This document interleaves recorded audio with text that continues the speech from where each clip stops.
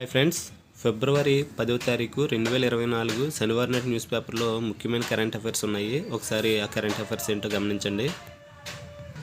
భాగ్య విధాతకు భారతరత్న అని చెప్పి భారతరత్న ఇటీవల కేంద్ర ప్రభుత్వం ముగ్గురికి కేంద్ర ప్రభుత్వం ప్రకటించడం జరిగింది. అసలు భారతరత్న గురించి ఎటువంటి జీకే బిట్స్ వస్తాయి, కరెంట్ అఫైర్స్ ఏ విధంగా వస్తాయి అన్నది ఒకసారి గమనించండి. మొత్తం ఈ సంవత్సరం 5గురికి భారతరత్న అవార్డు ప్రకటించడం జరిగింది. ముందుగా నిన్న కేంద్ర ప్రభుత్వం మాజీ ప్రధాని చరణ్ సింగ్, హరిత విప్లవ పితామహుడు ఎంఎస్ స్వామినాథన్ అండ్ పివి నరసింహారావుకి ముగ్గురికి కేంద్ర ప్రభుత్వం భారతరత్న అవార్డుని ప్రకటించడం జరిగింది. ఇక్కడ చూడండి, కేంద్ర ప్రభుత్వం ఒకేసారి ముగ్గురు దిగ్గజాలకు భారతరత్న ప్రకటించింది. మాజీ ప్రధానులు పివి నరసింహారావు, చౌదరి చరణ్ సింగ్తో పాటు ప్రముఖ ప్రఖ్యాత వ్యవసాయ శాస్త్రవేత్త ఎంఎస్ స్వామినాథన్, వీళ్ళ ముగ్గురికి నిన్న కేంద్రం భారతరత్న అవార్డు ప్రకటించడం జరిగింది.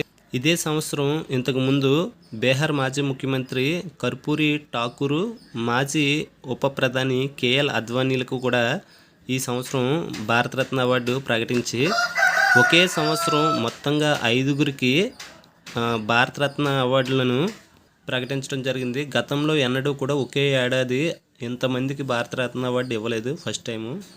ఇందులో పివి నరసింహారావు ప్రధానిగా బాధ్యతలు చేపట్టక ముందు ఏ రాష్ట్రానికి ముఖ్యమంత్రిగా చేశారు అని అడుగుతాడు. ఆంధ్రప్రదేశ్, ఉమ్మడి ఆంధ్రప్రదేశ్కి ముఖ్యమంత్రిగా చేయడం జరిగింది. అదేవిధంగా చరణ్ సింగ్ కూడా ప్రధానిగా బాధ్యతలు చేపట్టక ముందు ఏ రాష్ట్రానికి ముఖ్యమంత్రిగా చేశాడు అని అడుగుతాడు. ఉత్తరప్రదేశ్ ముఖ్యమంత్రిగా చేయడం జరిగింది.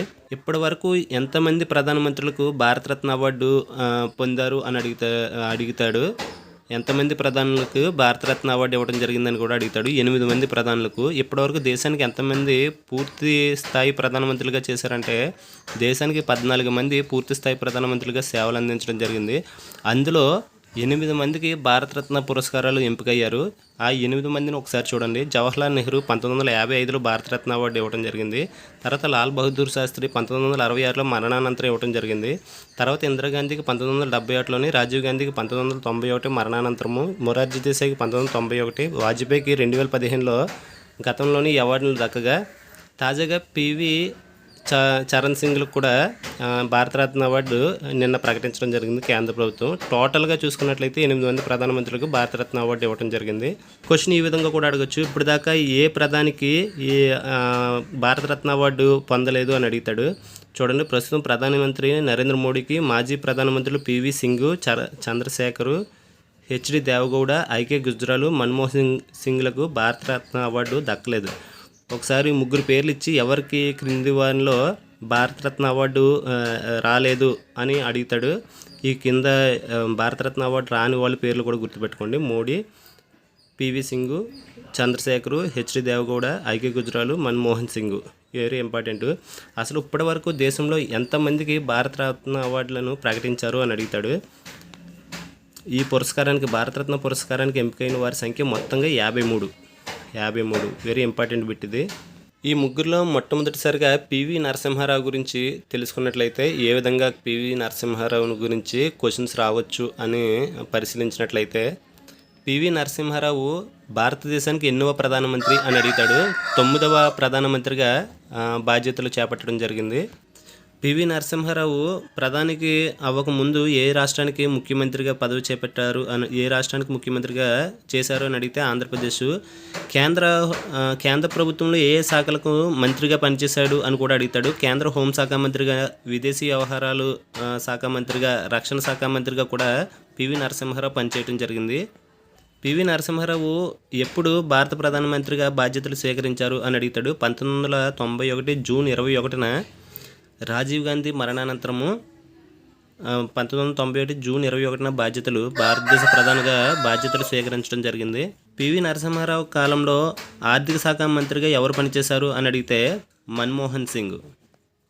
దేశానికి అత్యున్నతమైన ఆర్థిక సంస్కరణలు ఏ ప్రధాని కాలంలో తీసుకొచ్చారు అని అడిగితే పివి నరసింహారావు కాలంలోనే తీసుకురావడం జరిగింది. ఇందులోని ఇంకా ముఖ్యమైన బిట్ ఏమిటి అంటే 1991 జూలై 1న దేశ చరిత్రలోనే తొలిసారిగా రూపాయి విలువను శాతాన్ని తగ్గించిన ప్రధాని ఎవరు అని అడుగుతాడు. ఏ ప్రధాని కాలంలో అని అడుగుతాడు, లేకపోతే ఎప్పుడు తగ్గించారు అని అడుగుతాడు. 1991 జూలై 1న రూపాయి విలువను 2 సార్లు తగ్గించడం జరిగింది. అందులో మొదటిసారి 9%, తర్వాత 11%కి విలువను తగ్గించడం జరిగింది. దేశంలో ద్రవ్యోల్బణాన్ని తగ్గించడానికి ఈ నిర్ణయం తీసుకోవడం జరిగింది. పివి నరసింహారావు ప్రధానిగా ఉన్న కాలంలోనే రూపాయి విలువను దేశ చరిత్రలో తొలిసారిగా తగ్గించడం జరిగింది. పివి నరసింహారావు ప్రధానమంత్రిగా ఉన్న కాలంలోనే మొట్టమొదటిసారిగా సెబీ యాక్ట్ను కూడా 1992లో ప్రవేశపెట్టడం జరిగింది. సెబీ అంటే national stock exchange of India. అదేవిధంగా పివి నరసింహారావు ఆంధ్రప్రదేశ్లో ఏ ముఖ్యమంత్రి కాలంలో వివిధ శాఖల్లో మంత్రిగా పనిచేశారు అని కూడా అడుగుతాడు. నీలం సంజీవ్ రెడ్డి ముఖ్యమంత్రి కాలంలో పివి నరసింహారావు న్యాయశాఖ మంత్రిగా పనిచేయడం జరిగింది. అదేవిధంగా ఆరోగ్య శాఖ మంత్రిగా పనిచేయడం జరిగింది. అదేవిధంగా దేవాదాయ శాఖ మంత్రిగా, విద్యాశాఖ మంత్రిగా పనిచేయడం జరిగింది ఆంధ్రప్రదేశ్ రాష్ట్రంలో.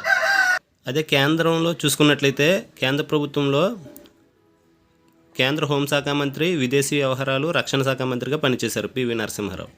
పివి నరసింహారావు 1921 జూన్ 28న వరంగల్ జిల్లా నర్సంపేట మండలంలో లక్నేపల్లి గ్రామంలో జన్మించడం జరిగింది.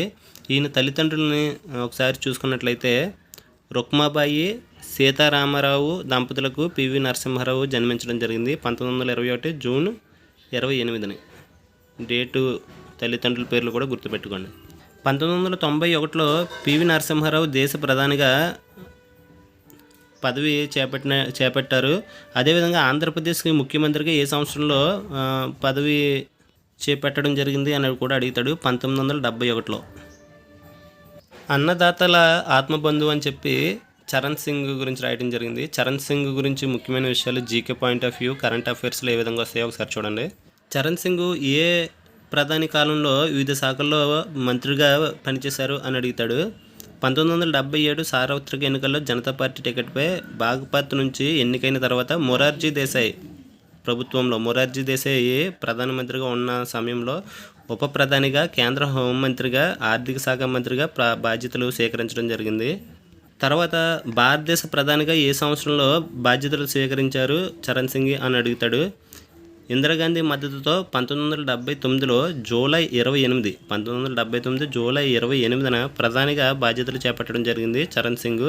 1979 జూలై 28న బాధ్యతలు స్వీకరించినటువంటి చరణ్ సింగ్ ప్రధానిగా 1980 జనవరి 14 వరకు ప్రధానమంత్రిగా కొనసాగడం జరిగింది. చాలా తక్కువ సమయం ప్రధానమంత్రిగా చేయడం జరిగింది, గుర్తుపెట్టుకోండి. ఇతను మరణానంతరము ఇతని స్మారక చిహ్నానికి కిసాన్ ఘాట్ అని పేరు పెట్టడం జరిగింది సమాధికి. అది ఎక్కడ ఉందంటే ఢిల్లీలో ఉంది. చరణ్ సింగ్ స్మారకానికి కిసాన్ ఘాట్ అని పిలుస్తారు. చరణ్ సింగ్ యొక్క పుట్టినరోజునే కిసాన్ దివస్గా కూడా జరుపుకుంటారు. నెక్స్ట్ ఆకలి తీర్చిన మహర్షి అని చెప్పి స్వామినాథన్ గురించి రాయడం జరిగింది. ఇతని గురించి ఏ విధమైన ముఖ్యమైన పాయింట్లు వస్తాయో చూడండి. హరిత విప్లవ పితామహుడిగా ఎవరిని పిలుస్తారు అని అంటే స్వామినాథన్ను పిలవటం జరుగుతుంది. భారతదేశంలో ఆహార ధాన్యాలు ఉత్పత్తిని పెంచినటువంటి మహనీయుడు స్వామినాథన్. ఎంఎస్ స్వామినాథన్ పూర్తి పేరు అడగడానికి ఛాన్స్ ఉంటుంది. మానుకొంబు సాంబశివన్ స్వామినాథన్ 1925 ఆగస్టు 7న తమిళనాడులో పుట్టడం జరిగింది.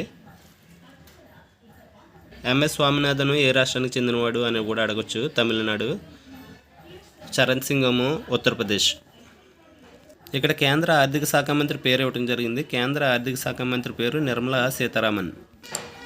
ఇక్కడ కేంద్ర రైల్వే శాఖ మంత్రి పేరు ఇవ్వడం కూడా జరిగింది, అశ్విని వైష్ణవ్. అంకుర శక్తితో వికసిక భారత్ అని చెప్పి అంకుర సంస్థల గురించి ఒక ఆర్టికల్ రాయడం జరిగింది. ఇందులో ఇంపార్టెంట్, కేంద్ర ప్రభుత్వం స్టార్టప్ ఇండియా కార్యక్రమాన్ని ఏ సంవత్సరాన్ని ప్రారంభించింది అని అడుగుతాడు. 2016 జనవరి 16న స్టార్టప్ ఇండియా కార్యక్రమాన్ని కేంద్ర ప్రభుత్వం ప్రారంభించింది. దీని ప్రకారం ప్రస్తుతం భారతదేశంలో ఎన్ని అంకుర సంస్థలు ఉన్నాయి అంటే, నేడు దేశంలో గుర్తింపు పొందిన అంకుర సంస్థలు 1.17 లక్షల వరకు ఉన్నాయి. దేశంలో $100 కోట్ల విలువను సాధించిన యూనికార్న్ల సంఖ్య 111. ఇంపార్టెంట్, ఈ రెండు ఫిగర్స్ గుర్తుపెట్టుకోండి.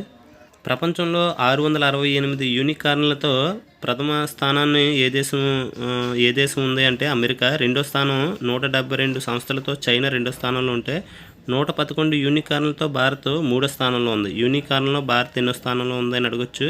ప్రథమ స్థానంలో ఏ దేశం ఉందని అడగొచ్చు. ఎన్ని సంస్థలు ఉన్నాయని కూడా అడగొచ్చు. 111 ఇండియాలో. ప్రస్తుతం ఇండియా స్థూల దేశీయోత్పత్తి ఎన్ని లక్షల కోట్ల డాలర్లు అని అంటే 3.7 లక్షల కోట్ల డాలర్లు. వెరీ ఇంపార్టెంట్ బిట్ ఇది. కేంద్ర ఆరోగ్య శాఖ మంత్రి పేరు ఏంటి అని అడగచ్చు. మన్సుఖ్ మాండవీయ. దేశంలో 97 కోట్ల మంది ఓటర్లు అని చెప్పి ఒక ఆర్టికల్ రాయడం జరిగింది. ప్రపంచంలోనే అత్యధిక ఓటర్లు ఉన్నటువంటి దేశం ఏంటంటే భారతదేశము. ప్రపంచంలో అత్యధిక ఓటర్లు అంటే 96.88 కోట్ల మంది రానున్న సాధారణ ఎన్నికల్లో ఓటు వేయడానికి నమోదు చేసుకున్నారు. ప్రస్తుతం కేంద్ర ఎన్నికల ప్రధాన కమిషనర్ పేరేంటి అని అడుగుతాడు. రాజీవ్ కుమార్. ఇంపార్టెంట్. పోటీ పరీక్షల్లో అక్రమాలకు పాల్పడితే 10 ఏళ్ళు జైలు శిక్ష అని చెప్పి ఒక ఆర్టికల్ రాయడం జరిగింది. ఇటీవల కాలంలో కేంద్రం పార్లమెంట్లో ఒక బిల్లుని ప్రవేశపెట్టడం జరిగింది. ఆ బిల్లు పేరు పబ్లిక్ ఎగ్జామినేషన్స్ బిల్లు.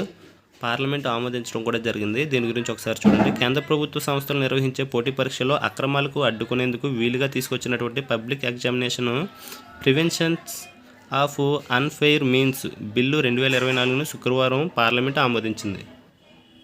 దీనికి లోక్సభ, రాజ్యసభ రెండు కూడా ఆమోదించడం జరిగింది. కాబట్టి ఈ పోటీ పరీక్షల్లో ఎటువంటి అక్రమాలకు పాల్పడినా సరే 10 ఏళ్ళ వరకు జైలు శిక్ష విధించడం జరుగుతుంది.